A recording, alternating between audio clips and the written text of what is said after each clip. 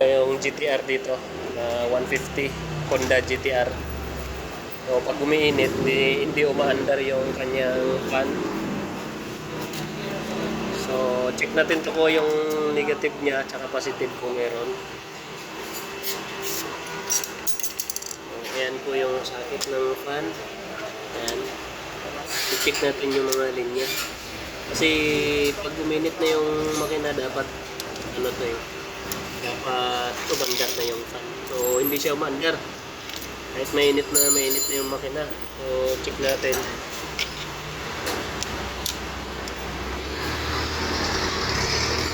Walang nakasusi ba to? Kasi ayan, nakasusi na. Ayan, walang supply. Lipat natin dito sa positive. Lipat mo doon guys sa positive. Sa battery. Yan sa kabila. So, tusukin natin itong isa gamit ng light test. O ang ilaw. Baka mo to kayo. Tingnan natin kung may negative supply.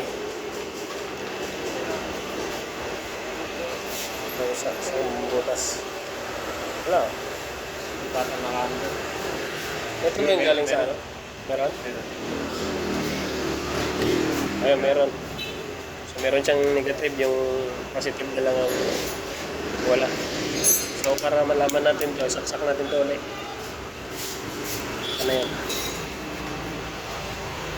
Saksak natin to ulit. Kanyang sakit. Yan. Para malaman natin kung sira na yung fan o goods pa. Dito tayo sa sensor, sa may coolant. Bubunutin natin tong sensor ng coolant. Pagka umandar ang fan, pag binunot mo tong sensor ng coolant, tapos umandar yung fan, ibig sabihin goods pa yung fan. Ang may problema yung sensor. So try natin hugutin. Ano ba yung hugutin? Ay, mahirap eh. Hugutin mo din. Ay, Hugutin mo doon.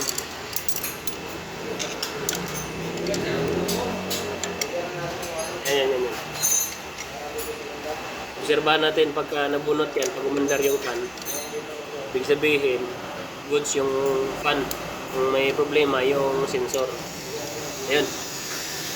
Ayan, nakita nyo, umandar. Ayan, o. Ayan, umandar yung fan, o. Umikot. So, ibig sabihin nito, goods ba yung fan natin?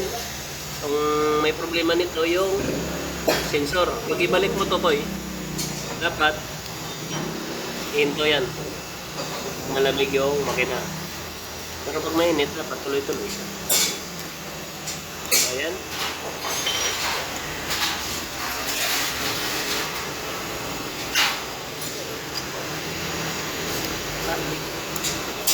Yan, okay.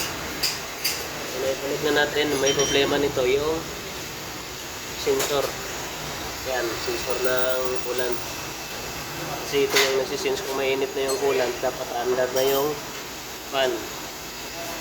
Okay, so yan ang may problema. Kita na natin yung dahilan bakit tayo umikot.